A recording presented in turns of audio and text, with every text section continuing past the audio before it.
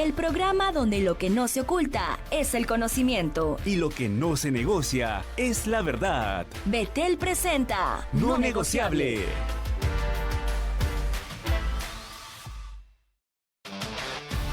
Muy buenas tardes, amigos, bienvenidos a su programa No Negociable. Hoy, viernes 7 de junio, estamos comenzando tu programa No Negociable, tu programa de análisis jurídico y político sobre temas de interés nacional.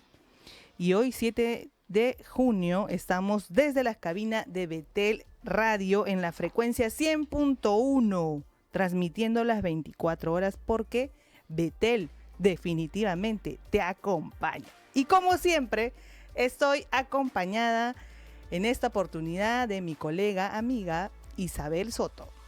Hola Paola, muy buenas tardes también a nuestra audiencia, a todos los departamentos del Perú que nos están escuchando.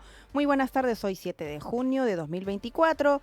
Estamos en tu programa No Negociable para poder abordar otro tema de interés nacional que seguramente tú vas a estar pendiente porque ha sido algo que definitivamente ha saltado en todos los medios, que es preocupante, que perjudica a la ciudadanía y hay que saber cuáles son las medidas que se deben tomar, las medidas correctivas a partir de este hecho. Pero antes de continuar, vamos a ver, Paola, de qué se trata el tema. Así es, como bien señalaba Isabel, el tema del día de hoy es ¿quién es el responsable del caos en el aeropuerto Jorge Chávez? Y nos interesa saber tus opiniones y tus comentarios, y si tú también has sido afectado el día de hoy, te vamos a proponer una solución, te vamos a brindar la información necesaria para que tú puedas saber qué es lo que tú tienes que hacer, porque tenemos de fuente muy cercana que varias personas cercanas a la radio, oyentes nuestros, amigos, familiares, se han afectado con estas reprogramaciones por la suspensión de vuelos. Necesitamos escucharte, saber qué es lo que tú piensas, así que escríbenos al número de WhatsApp 947-246-545, que vamos a tratar de absolver todas sus consultas en relación a esta problemática. Así es, quédate con nosotros para escuchar este importante tema. ¿Quién es responsable del caos en el aeropuerto Jorge Chávez? Pero antes de continuar, vamos con el byte de contexto. Entonces, este concesionario construyó la pista y también construyó la torre de control y Corpac ha hecho el equipamiento de la parte electrónica y la navegación. Y lo que ha ocurrido es que cuando se han hecho el análisis en relación con la visibilidad desde la torre, se ha detectado problemas en los vidrios. Y esa es la razón por la que Corpac, a través de OASI, de una opinión de OASI, ha determinado que estos vidrios no cumplían con los estándares de seguridad y por eso se ha pedido cambiarlos. LAB está en el proceso, han estado haciendo una serie de pruebas con otros tipos de vidrios. Entiendo que ya llegaron a un acuerdo sobre el tipo de vidrio que tiene que instalarse y eso va a estar instalado a más tardar en el mes de septiembre y a partir de ahí ya entrará en operación la segunda pista. Ministro, pero en la inauguración donde participó la presidenta no se detectó esto, ministro. ¿Están capacitados los controladores para esa torre? Bueno, es que como justamente en esa torre se han hecho capacitación para todo el tema de control en hora del día, no en la noche. Entonces, justamente porque cuando comenzaron a hacer las pruebas en la noche, se dieron cuenta de este problema, por eso no había la capacitación. Entonces, ahí lo que hay que hacer es esperar a que se instalen los nuevos vidrios en el mes de septiembre a más tardar y comience ya la operación tanto en la mañana y en la noche desde esa torre, que es una torre muy moderna. Claro, la presidenta inauguró esa pista, ministro. La pista fue inaugurada antes de mi gestión. Pero no se detectó. Así es, amigos. Acabamos de escuchar este audio donde se explica lo que sucedió, el hecho lamentable en el aeropuerto Jorge Chávez, en el cual fueron perjudicados muchas personas, no solamente peruanos, sino también extranjeros, que como bien hemos visto en los medios, tenían temas de salud, otros querían despedir a sus familiares, entre otros tours, visitas, o temas realmente importantes laborales y que se llevaron una mala impresión finalmente de la gestión, como el Estado y las personas responsables, las autoridades de cada una de las instituciones que tienen que ver con el aeropuerto, no brindaron una respuesta inmediata, una respuesta que pueda atender esta problemática. Más bien lo que hemos escuchado son declaraciones terribles, no asumiendo ningún tipo de responsabilidad. Han sido cerca de más de 120 vuelos que han sido cancelados o desviados, que inclusive han puesto en peligro la vida y la integridad de muchas de las personas porque han aterrizado en aeropuertos como el de Pisco, por ejemplo, en donde no tenían la capacidad, el espacio suficiente, a tal punto que se derribaron, ¿no?, un poste de alumbrado público, pudiendo ocasionar una situación de peor terrible de las personas que estuvieron allí, ¿no? Las personas administrativas y técnicos que estaban ayudando a que este vuelo, digamos, este avión pueda aterrizarse ahí. Así es, Paola, más de 120 vuelos que fueron cancelados, que fueron desviados por un cortocircuito en las luces de la pista de aterrizaje del Aeropuerto Internacional Jorge Chávez. Y esto ha provocado un cierre durante casi 10 horas. Tras horas de trabajo, en la madrugada del 3 de junio el sistema eléctrico de la pista recién se restableció. ¿Cuántas personas fueron perjudicadas con esto? Y como tú lo mencionaste, de repente personas que tenían temas de salud, de negocios, se han visto perjudicados, y de las frases que ha pronunciado el ministro no hemos escuchado efectivamente un mea culpa. Y por eso en este programa vamos a ver cuál es la responsabilidad, en este caso del aeropuerto Jorge Chávez. La cantidad de vuelos cancelados, los pasajeros varados, nos llevan necesariamente a buscar un responsable de estos daños, porque no podemos permitir que esto se vuelva a repetir. La polémica surge dado que esta segunda pista de aterrizaje no se habilitó a tiempo por un problema de las lunas, y hemos escuchado del ministro decir que se inauguró en septiembre y que van a cambiar las lunas próximamente. Bueno, en realidad hemos escuchado justificaciones, pero también queremos acciones. Queremos saber cuáles son las responsabilidades que caben y cómo pueden los ciudadanos que se han visto perjudicados poder, digamos, de alguna manera ser reivindicados con estas horas de retraso en sus vuelos. Así es, y para eso hemos invitado el día de hoy al doctor Hugo Mendoza Malpartida. Él es abogado, especialista en Derecho Penal y también especialidad en Derecho Corporativo y Civil en relación al tema de indemnizaciones. Y con él vamos a conversar el día de hoy. Doctor Hugo, muy buenas tardes. Buenas tardes, doctor. ¿Cómo están? Muy buenas tardes. Encantado de estar en su programa y presto a absolver cualquier duda que tengan. Así es, doctor. Doctor, acabamos de escuchar al ministro de Transportes, Raúl Pérez Reyes, y él decía de que en varias declaraciones han tenido en primer lugar, yo no sé quién le está asesorando políticamente, a nivel de las comunicaciones, pero ha tenido unas pésimas respuestas, ¿no? Como por ejemplo, al señalar que no se le va a restituir a ningún usuario que ha sido perjudicado, no se le va a reembolsar nada, porque dice que lo que sucedió es un hecho fortuito, ¿no? Entonces, doctor, ¿estamos frente a un hecho fortuito o ante una negligencia técnica? De acuerdo a conforme han ido avanzando las noticias, ¿qué nos puede decir usted, doctor? Bueno, aquí la pregunta es interesante para poder aclarar esto, ¿no? Salió también, y este dato es muy importante, salió a declarar un funcionario del Ministerio de Transportes y Comunicaciones, donde indica que hay una suerte de obligaciones y recomendaciones que le da la Dirección General de Aeronáutica Civil y otros organismos no relacionados a la aeronáutica.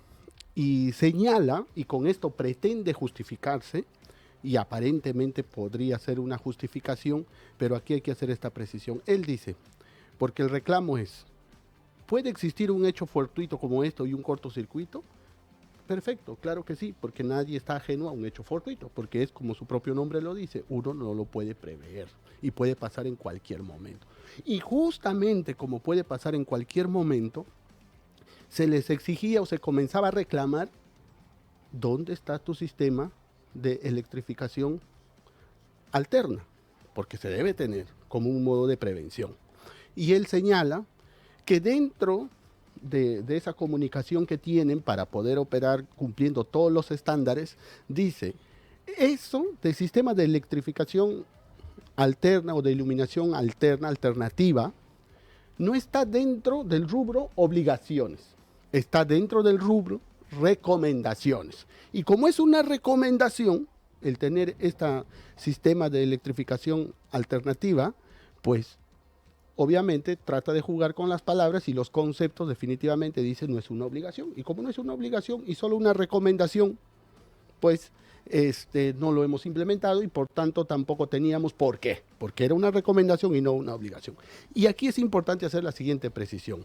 Efectivamente, puede ser desde un punto más estricto de la semántica que él tenga la razón, por decirlo de alguna manera, pero en los temas ya de análisis jurídico, nosotros ya sabemos que por más que sea una recomendación, tratándose de una actividad tan importante como es el aeropuerto más importante, valga la redundancia, de nuestro país, que es el Jorge Chávez, por más recomendación que sea, también se ha desarrollado en la doctrina, que existen, si bien es cierto, es un tema de recomendación y es un tema de electrificación alternativa o cualquier otra recomendación alternativa de una actividad, se dice, como es alternativa y efectivamente cumplirlo todo a cabalidad puede significar un costo, por ejemplo, ¿no?, en varias actividades de un aeropuerto, pero debes cumplir los mínimos, eso sí no se puede eludir, los mínimos. Hay estándares mínimos de estas recomendaciones que se deben cumplir. De lo contrario, y peor aún, frente a una actividad tan importante que repito que es el tema del aeropuerto internacional Jorge Chávez, el más importante de nuestro país, con mayor razón, porque vuelvo a lo anterior, hay una definición muy clara que también se utiliza en estos temas de responsabilidad, tanto en la penal y también podríamos decir en la responsabilidad civil extracontractual, las máximas de la experiencia. ¿Qué nos dice las máximas de la experiencia? ¿Qué significa esto? Que de acuerdo a la vida y a la experiencia que uno tiene en una actividad y al comportamiento social continuo, uno ya más o menos va adoptando también ciertas previsiones y ciertos comportamientos. Y repito, las máximas de la experiencia en este caso nos puede decir que es importante tener un sistema de electrificación alternativa frente a esta actividad tan importante, pues la conclusión creo que es obvia, sí. Entonces, dicho eso, creo que sí existiría aquí una responsabilidad civil extracontractual y la pregunta es ¿para quiénes?, ¿no? ¿O quién es el responsable? Pues los pasajeros afectados, nacionales y extranjeros, por el desconocimiento natural y obvio, reclamaban pues a las aerolíneas y las aerolíneas con justa razón y derecho también decían yo no puedo hacerme cargo de algo que no soy responsable, mis aviones están ahí para partir.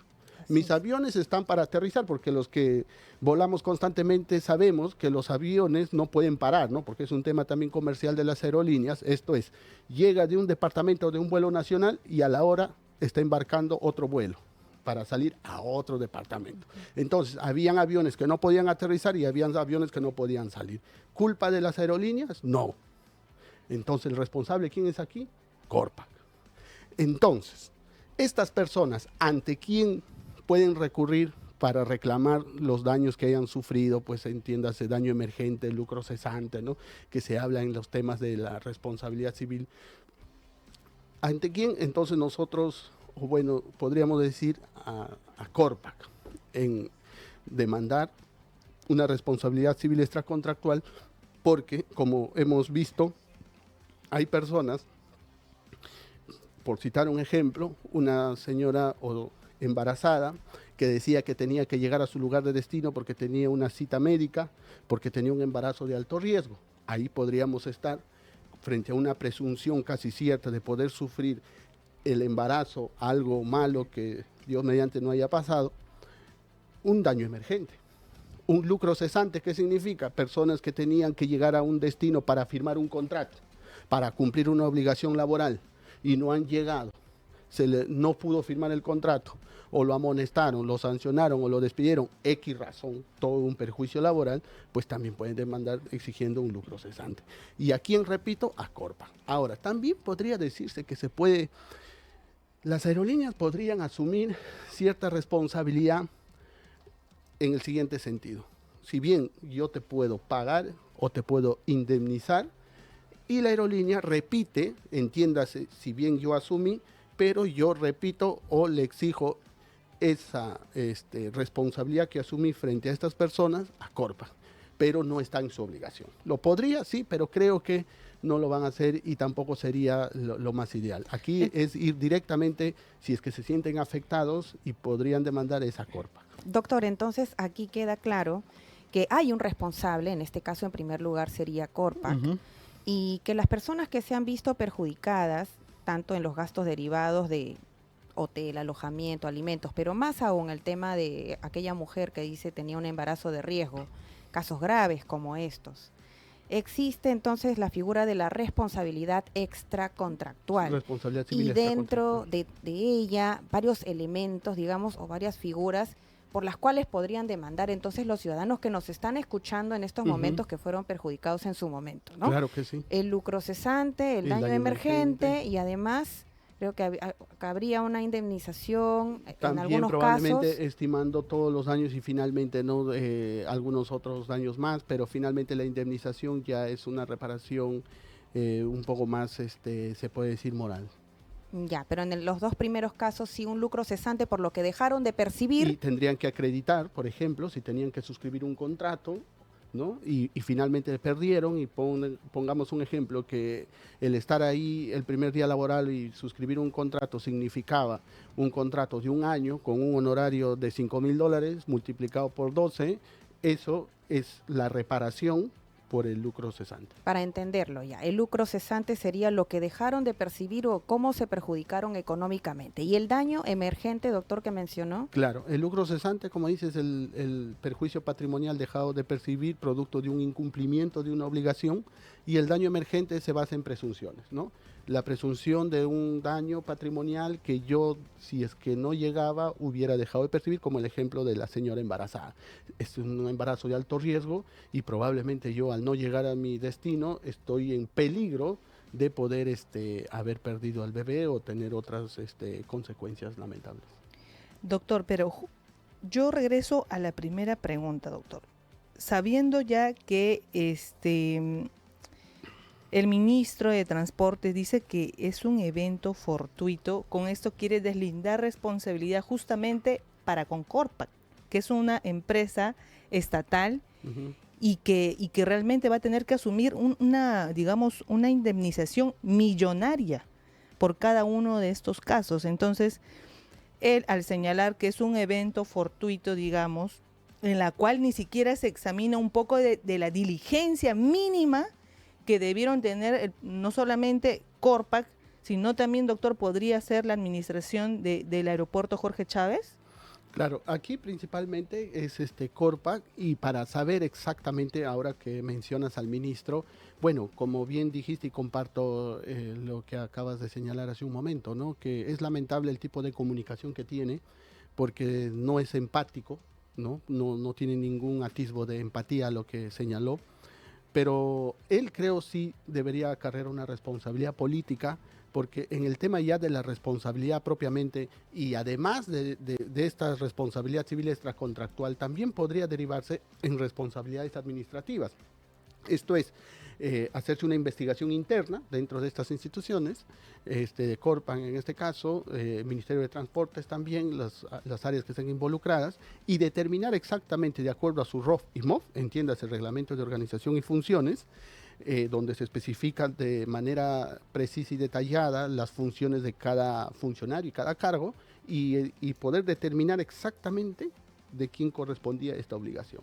Y desde ese punto de vista podríamos individualizar qué funcionario en concreto tenía esa responsabilidad y quién era su órgano superior y todo el organigrama dentro de esa área, si es que es un área orgánica, un órgano de línea, etcétera, etcétera, y así poder llegar a individualizar al responsable administrativo de ver ese punto, ¿no? Entonces vamos a separar, doctor, desde las diversas perspectivas del derecho. Dentro de lo que es el control político o la responsabilidad política del ministro, cabría que tenga una interpelación, alguna moción, una citación a comisión para que explique, ¿no? Y de hecho creo que eso ha pasado. Lo segundo es desde el punto de vista del ciudadano, de sus derechos, como usted lo había mencionado, estas demandas de responsabilidad extracontractual, ¿no? Pero también desde el responsable principal de este fallo, digamos, de este caso fortuito que debía para otras ocasiones esto no ocurrir, sino preverse, porque usted dice que pudo haberse previsto con una electrificación alternativa, evitando de este modo que ocurriera este cortocircuito. Y que existe una recomendación. Y que la recomendación... Y que ellos no hicieron caso porque es una recomendación. Se han ido a la parte semántica de la palabra, Así pero es. no a la responsabilidad funcional y que además estás a cargo de mucha gente, pasajeros, que tenían múltiples motivos de viajar y fueron perjudicados. Así Entonces, Isabel, digamos, mira, y ahí para contribuir, un centro comercial tiene siempre un grupo electrógeno. Así es. Los condominios, hasta una casa, o sea, hasta un local mínimo tiene un Son grupo mínimos. electrógeno. Son cosas mínimas de Así diligencia porque sabemos que en cualquier momento puede fallar el sistema de electrificación. Y sinceramente la justificación de decir que fue un evento fortuito, que fue un cortocircuito, para la magnitud del aeropuerto, de la cantidad de vuelos que se reciben a nivel nacional e internacional, no tiene ningún tipo de justificación. Mínimamente, acá lo que se debió haber tenido con anticipación es que se tome esa recomendación y se haya puesto, se hubiera establecido como una obligación el sistema de electrificación alterna que no lo tuvo. ¿Y cómo es que el aeropuerto Jorge Chávez ha sido nombrado como el mejor aeropuerto de toda Sudamérica? Ahora, Sin eso. aquí hay que recalcar esos mínimos, ¿no? Y esos mínimos, sobre todo, se vuelve más exigente teniendo en cuenta el tipo de actividad. Como bien mencionas el ejemplo de un centro comercial, es mínimo tener un grupo electrógeno. Entonces, en un aeropuerto, también, si bien una recomendación, pero la debida diligencia nos dice, lo mínimo es tener un grupo de electricidad alternativa como tenía esa recomendación, ¿no? entonces, doctor, principalmente la responsabilidad ya ha sido delimitada, ¿no?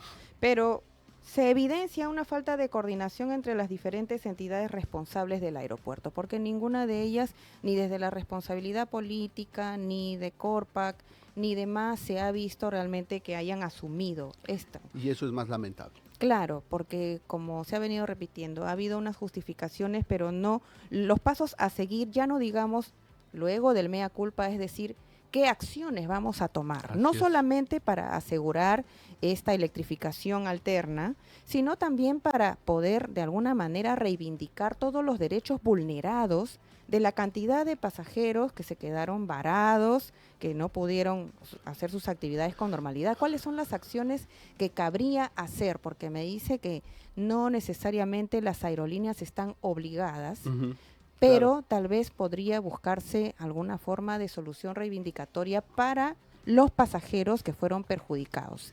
Yo creo que ahí Corpac es la llamada a poder establecer esa medida de reparar a cada uno de los pasajeros que hayan sido afectados, pero sobre todo, y yo creo que la acción más inmediata es, y no creo que ahora sí se deje tan suelto diciendo que es una recomendación, sino que ahora sí se tiene que hacer un sistema de electrificación alterna, porque esto pudo ser peor y no estar hablando ahorita de una responsabilidad administrativa, una responsabilidad civil, sino ya estaríamos hablando incluso de una responsabilidad penal si hubieran existido accidentes, porque se ha ido la luz de las pistas de aterrizaje. ¿Y qué tal si ya aviones estaban prácticamente a aterrizar y si no tienen el mínimo de metros, unos 2.000 metros que están sobre el aire para aterrizar o para emprender vuelo, si no están mucho más corto, no sé, 1.000 metros, 500 metros, prácticamente ya para aterrizar, ya no podían hacer nada. ¿Cabe Y algún tenían que tipo de aterrizar. sanción, doctor, ahora que menciona el derecho penal? ¿Cabe algún tipo de sanción por este hecho lamentable? Desde un punto de vista penal, no veo yo que exista una responsabilidad penal, Ya. ¿no? Porque, como dije hace un momento, gracias a Dios que no haya existido, pues, vidas perdidas, ¿no? Un hecho fatal que estuviéramos ahorita lamentando. Más bien se pudo de alguna manera solucionar con estas pistas de aterrizaje alterna y bueno, ahora estamos hablando solo de estas responsabilidades. Así es, doctor. Antes de irnos a la pausa, lo que queremos es que usted nos explique a todos nuestros amigos oyentes aquellos que han sido perjudicados, ¿cuál es el mecanismo, cuál es el procedimiento por el cual una persona natural que se ha visto afectada, sea nacional o extranjero, para que pueda reclamar, exigir las compensaciones por estos daños causados? Su respuesta al regresar.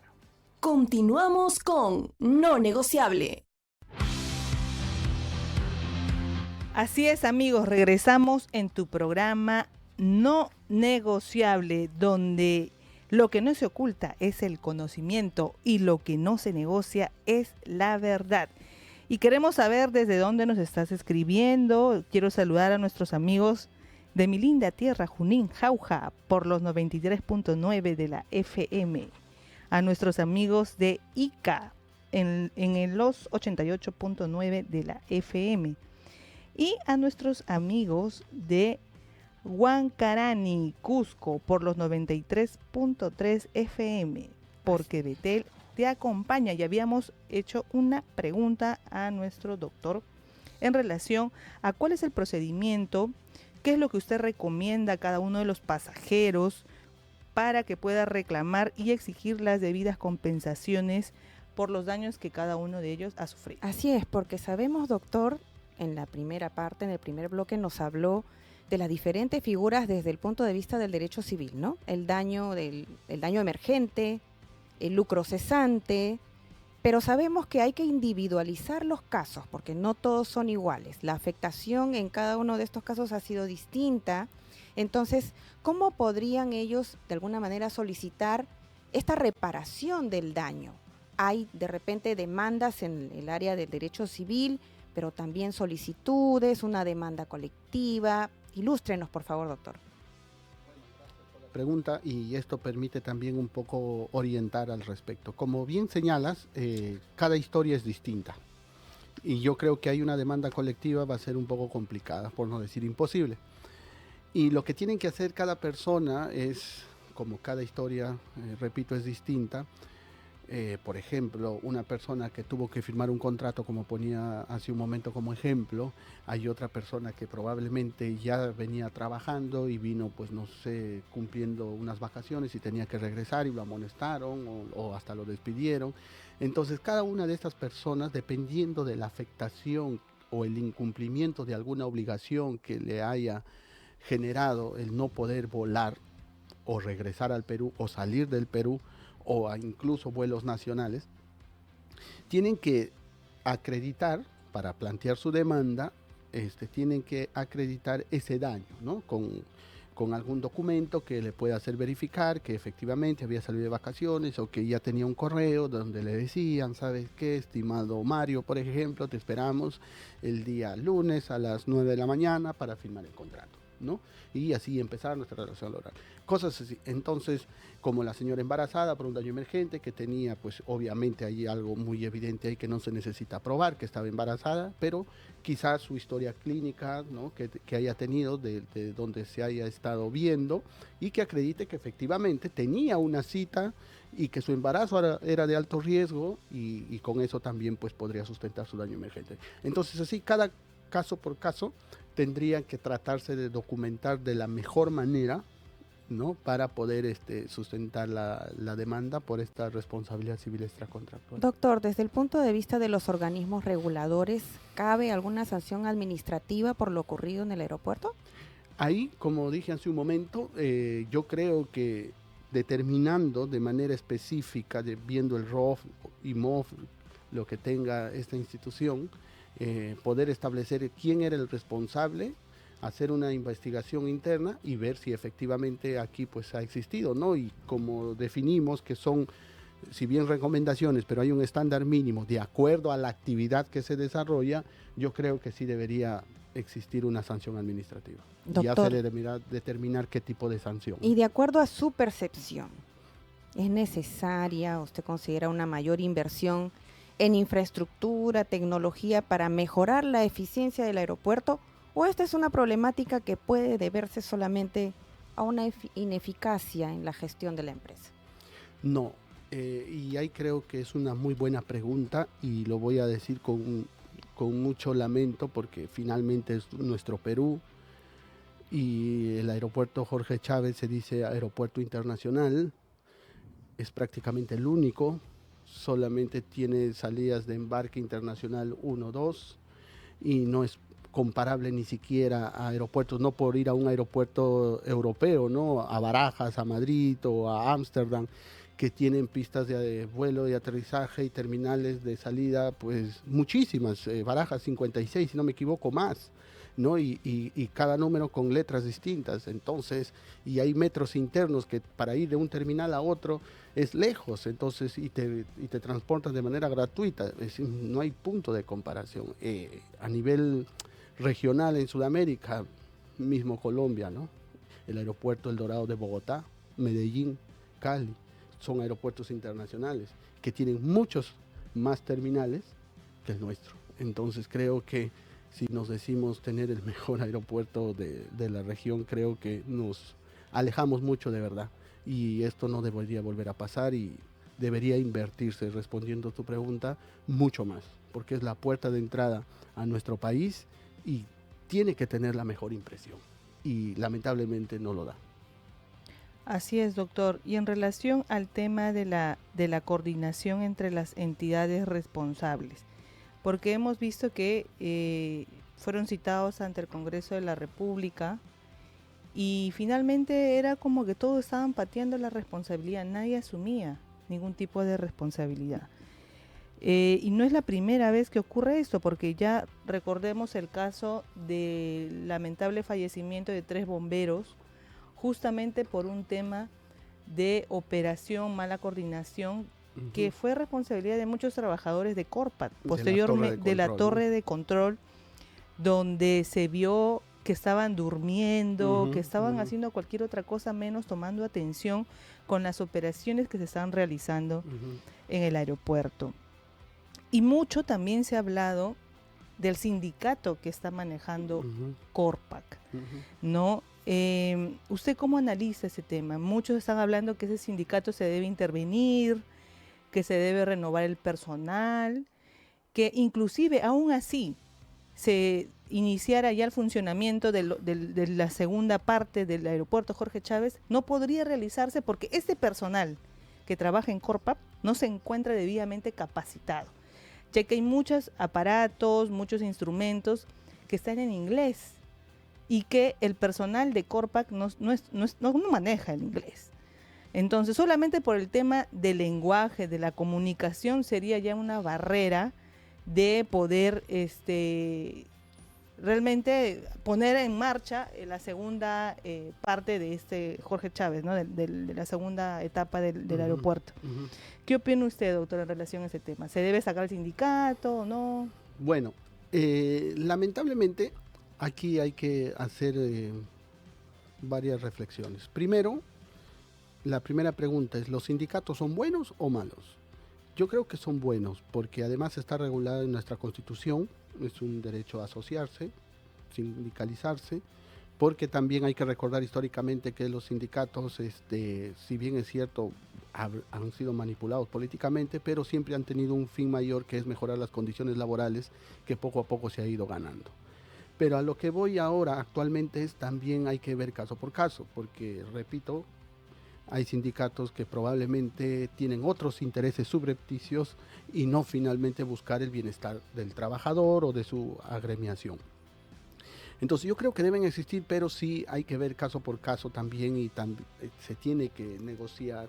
¿Y cómo se puede manejar eso? Pienso de la siguiente manera. Y esto a nivel de la capacitación y mejora también de las personas que intervienen en estas operaciones del aeropuerto. Aquí toda organización, y creo que con mayor medida, Corpac, LAB y todos los intervinientes, tienen un programa de cumplimiento, lo que se denomina compliance. ¿Funciona? ¿Cuál es su reglamento interno? ¿Cuál es su código de conducta? ¿Cuál es su código de ética? Porque estos programas de cumplimiento justamente sirven para poder ordenar de mejor manera una organización de una magnitud compleja, incluso hasta organizaciones no tan complejas o pequeñas. Esto es para estar capacitando constantemente, tener la debida diligencia, hacer un análisis de tu mapa de riesgos de acuerdo a tu actividad que tú tienes. ¿Y para qué hacer un mapa de riesgos, un análisis de focos de riesgo? Para justamente mitigar ese riesgo. para tratar de minimizarlo. Si bien es cierto, no se pueden desaparecer porque sería una ilusión, pero al menos gestionarlo de la mejor manera y evitar resultados como los que tenemos. Y un sinfín de actividades, capacitaciones, formación constante de todo esto y tener una debida diligencia en cada actuación y demás. Entonces yo creo que más bien habría que mirar si en estas instituciones está funcionando. Corpac, ahora también se hablan de los Public Compliance o programas de cumplimiento en sectores estatales. ¿Lo tienen? ¿No lo tienen? ¿Lo están implementando? ¿No? Entonces, esto sirve, repito, de manera transversal, creo que incluso también serviría para los sindicatos, ¿no? Porque se tendría que hacer un reglamento interno, repito, códigos de conducta, códigos de ética, y a partir de eso ser las directrices del buen camino de la institución. Y obviamente todos tienen que estar involucrados, incluido también los sindicatos, ¿no? Doctor, y hemos conocido también a través de la prensa de que la misma Fiscalía ya ha iniciado investigación contra Corpac para evaluar el presunto delito de omisión de funciones. O sea que, como usted bien dijo, no se ha reportado heridos, muertos, nada de ello. Sin embargo, de oficio ya la Fiscalía está realizando estas diligencias para ver la falla registrada en las luces, ¿no? Y que afectó a miles de personas. Pero asimismo también está la Contraloría General de la República, que va a iniciar una investigación sobre si realmente se utilizaron los recursos necesarios en el tema de las luces, ¿no? Y bueno, vemos que estas dos instituciones por lo menos están iniciando de oficio una investigación que va a dar resultados y que posiblemente termine con la sanción de los responsables, ¿no? Esperamos eso. Porque ya se sabe cuando es mediática la noticia que están pendientes las autoridades, pero luego pasan los meses y esto queda allí. Entonces, necesitamos seguir de cerca este caso porque no podría volvernos a pasar, doctor. Entonces, quería que nos aclare un poco más el tema del compliance, el tema de aplicarlo para este caso, por favor. Claro. Antes de eso, de lo que acaba de mencionar sobre esta apertura de investigación preliminar por la Fiscalía por el delito de omisión de funciones, yo creo que ahí va a tener la Fiscalía un gran problema. Porque ese delito, como su propio nombre lo dice, es el funcionario servidor que tenía que hacer algo, ejercer una función propia, una obligación, y no lo haya hecho. Y aquí, como decíamos, era una recomendación más no una obligación. Entonces, por ahí tenemos un problema de tipicidad y lo que se conoce en el derecho penal. Hay eventos que no son sancionables, no son, por decirlo en términos sencillos, para no ser muy técnicos, reprochables, porque para que un delito se configure, tiene que cumplirse varias categorías. Y una de esas categorías es la antijuricidad. Y en esta antijuricidad puede haber un evento fortuito, una fuerza mayor. Por ejemplo, yo estoy caminando por la calle y de manera fortuita me cae un macetero y me rompe la cabeza o hasta me deja muerto. Eso podría decirse que es un homicidio, etcétera. No. O otro ejemplo más sencillo, una persona producto de resbalarse con una cáscara de plátano, se resbala y cae sobre mí y termina empujándome a la pista y viene un carro y me empuja. Eso es una causa de fuerza mayor tampoco. Entonces, como esto es un hecho fortuito, entonces entra en esta causal de no poder ser calificada técnicamente como delito. Entonces yo creo que ahí tiene una valla bien complicada la Fiscalía de tipicidad para superar. Si hubiera estado como obligación, es otra cosa. Doctor, y asimismo dice que la Fiscalía de Prevención del Delito del Callao llevará una investigación en paralelo por los presuntos delitos de colusión y negociación incompatible. Personal del Ministerio Público habría acudido a las oficinas de Corpac para recoger información de los contratos con 2 empresas que dieron mantenimiento a las luces y eje de pista principal del aeropuerto Jorge Chávez. Respecto a estos 2 delitos, porque nos decía que en lo primero es un poco difícil determinar la responsabilidad, pero en este caso de los contratos con estas 2 empresas, respecto al delito de colusión y negociación incompatible, doctor. Bueno, ahí me deja la sensación de que también aquí hay que hacer una reflexión. A veces la Fiscalía es muy proactiva, por decirlo menos, y yo creo que aquí está yendo a pescar. Creo que está sacando de contexto el norte de la investigación, porque está yendo a ver si efectivamente ese contrato o no se ha dado de manera natural, regular, y no se haya favorecido a una empresa que no tendría, y eso es, supongo, la tesis de la Fiscalía, y que se haya contratado con una empresa, por ejemplo, de que no haya tenido la experiencia necesaria para dar ese mantenimiento, y justamente producto de esa inexperiencia se pueda determinar que no cumplió con hacer un buen trabajo que finalmente terminó desencadenando este evento. Entonces, podríamos decir ahí, ¿por qué calificaste o por qué contrataste a esta empresa? Ya es sospechoso, ¿verdad? Ya es irregular si es que no cumplía el perfil que se dice siempre. Pero bueno, claro, es una buena idea de caso, pero hay que tener en cuenta también que la Fiscalía frente a una noticia criminal puede actuar, pero una noticia criminal que tenga, o sea, la investigación tiene que tener relación con esa noticia criminal. Pues si a mí me llaman para abrir una investigación o yo me entero de un secuestro, de un robo, de un asalto, etcétera, mi investigación tiene que ser por ese delito y no irme por la tangente, porque eso se llama ir a pescar. Pero claro, entonces, ¿cómo podría determinarse en este caso si ha existido un favorecimiento a una empresa que no cumplía el perfil?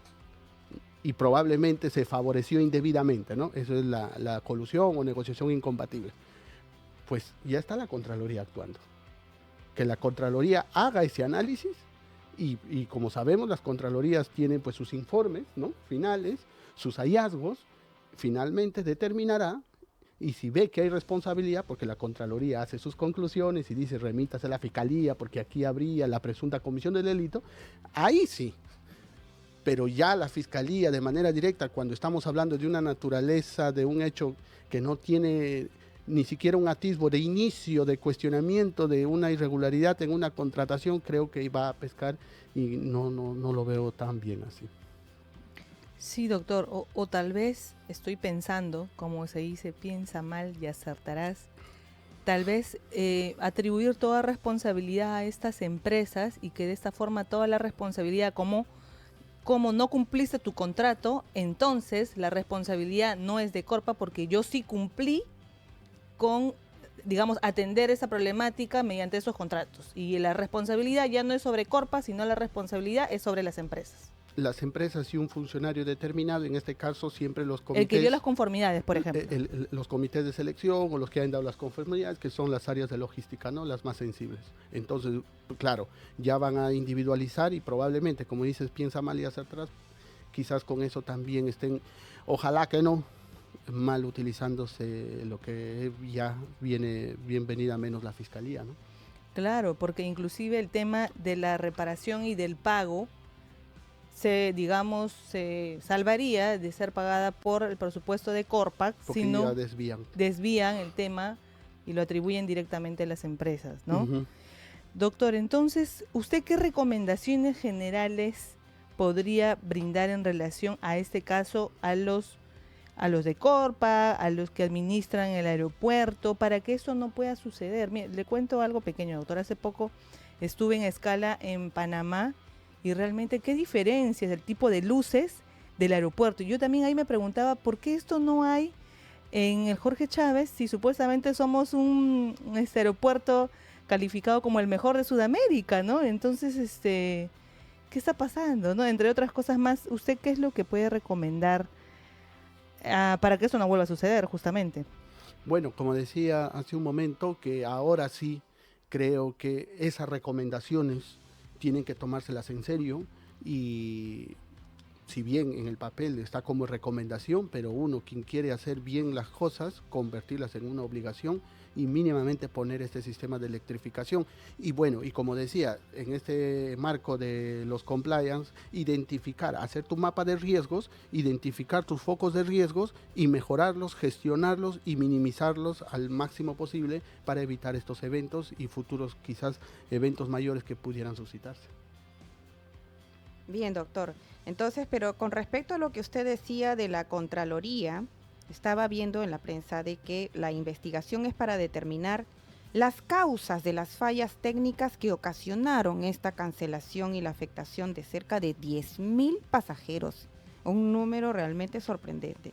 y este ente sancionador ha notificado ya al presidente de Corpac para la conformación de este equipo profesional que va a recopilar la información pertinente y evaluar las responsabilidades, doctor, porque definitivamente, como usted lo dijo, hay un responsable. El tema es, ¿cree usted que este trabajo de oficio que se está dando la Fiscalía, como dijo hace un momento, es irse por la tangente, salir a pescar, cuando más bien es la Contraloría General de la República la que debería acabar con un informe final que le pueda dar estos insumos a la Fiscalía, para que a partir de ello recién pudiera la Fiscalía, en base a que si se determina o no responsabilidades, accionar, ¿cierto, doctor? Eso también nos lleva a otra reflexión, de repente aledaña a lo que estamos evaluando de lo que es el Aeropuerto Internacional Jorge Chávez. Me parece que hay una, de repente, duplicidad entre las instituciones, lo que hacen, lo hace a la vez la Fiscalía, lo hace la Contraloría, lo hace incluso algunas comisiones, quizás el Congreso de la República, desde su punto de vista también, porque emite informes, las comisiones investigadoras. Por ejemplo, podría abrirse una comisión investigadora sobre el caso del aeropuerto, ¿no? Que termina con un informe final. Usted, que está en la labor de la abogacía, es un abogado litigante y que ve diversas ramas, no solamente penal, ¿nos puede hacer un comentario a este respecto, doctor? Claro. Como bien señalas, yo creo que aquí la Fiscalía se ha precipitado, porque si ya se sabe que la Contraloría está actuando en términos incluso de especialización, si bien hay fiscalías especializadas en corrupción de funcionarios, pero se entiende que la Contraloría, con todas sus críticas también de muchos trabajos e informes que se hace, pero al menos como institución se entiende que es la más especializada incluso que la propia Fiscalía, porque no hay que olvidar también que sus informes de la Contraloría se han convertido ya por nuestra jurisprudencia prueba preconstituida. Creo que, ¿qué significa esto? Cuando un documento, un material va a tener la calidad de prueba, tiene que pasar todavía por un juicio oral. Pero como los informes de la Contraloría son tan importantes, se le han dado un nivel de importancia, entonces ya constituyen una prueba preconstituida y son el material, como bien señaló, más importante para la Fiscalía conducir y tener más o menos el norte de dirigir una investigación ya en materia penal. Entonces, ¿ir yo, Fiscalía, a recabar? Sí, probablemente, pero creo que no. Los hechos no daban para iniciar una investigación de este tipo y repito, más aún si ya la Contraloría está tomando el caso y ya está investigando y ellos van a poder determinar, creo yo, de mejor manera y cuando concluya pues remitirá a la Fiscalía el documento o su informe final. Y con respecto también a las comisiones investigadoras, creo que también el Congreso lo podría hacer y finalmente remitir los insumos a la Fiscalía, ¿no? También para que pueda actuar. Entonces tendría informe de Contraloría, informe de alguna comisión del Congreso y poder tener mucha mayor información, si se quiere, como se dice en términos penales, de calidad, para poder tener una buena estrategia de investigación en conducir la Fiscalía en este caso en concreto, ¿no?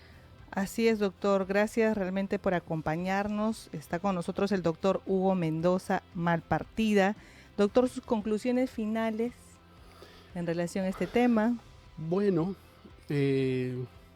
primero, ya ante este evento que lamentamos mucho, como dije hace un momento, verificar si realmente sus programas de cumplimiento, su compliance está funcionando y si no, que se refuercen. Creo que deben tener un oficial de cumplimiento quien debe preocuparse en que esto funcione. También verificar si Corpac no tiene un programa de cumplimiento estatal. Y a los afectados, pues si realmente han tenido significativas pérdidas económicas, pues como dije en su momento, documentar bien todo esto para poder tener alguna demanda, acción civil contra Corpac, si es que así lo tienen a bien. Doctor Hugo Mendoza, también por favor quisiéramos para la ciudadanía que nos está escuchando, para nuestra audiencia, que quizá está dentro de ese grupo de los afectados, lo puedan ubicar, puedan contratar tal vez sus servicios, doctor, ¿podría usted anunciarlo? Bueno, muchas gracias. Tengo los teléfonos el 939-521-979. Nuestras redes sociales Mendoza Malpartida y Asociados, ¿no? En todas las redes sociales y ahí están todos los datos de contactos para que nos puedan ubicar. Doctor, muchísimas gracias por su compañía y en una próxima también lo esperamos. Claro que sí, encantado. Ha sido el doctor Hugo Mendoza Malpartida con nosotros. Las reflexiones finales, Paola, ¿qué podemos decir de este caso? Bueno, particularmente es mucha improvisación.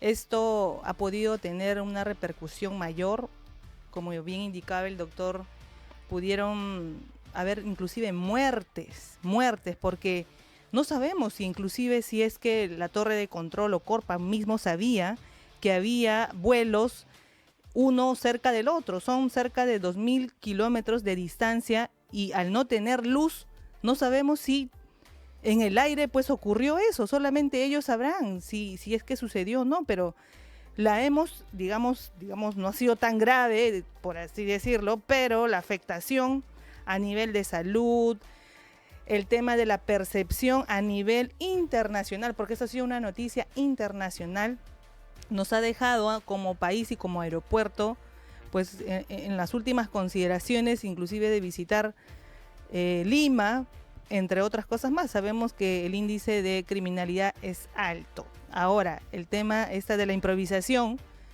inclusive hay una respuesta de un chileno diciendo de que cómo es posible que el aeropuerto Jorge Chávez haya sido considerado como el mejor de Sudamérica. Este hecho que ha sucedido pues no muestra lo contrario, ¿no?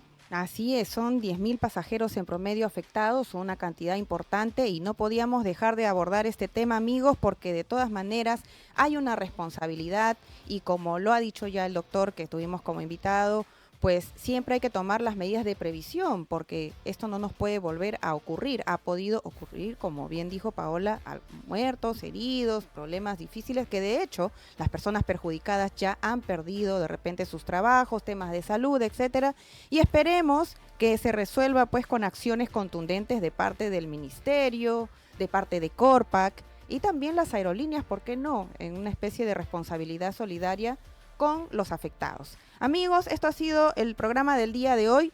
Nos vemos el día lunes y viernes, siempre a las 5:30 de la tarde por Betel. Te acompaña en tu programa No Negociable. Sintonízanos los lunes y viernes a las 5:30 de la tarde. 100.1 FM. Betel te acompaña.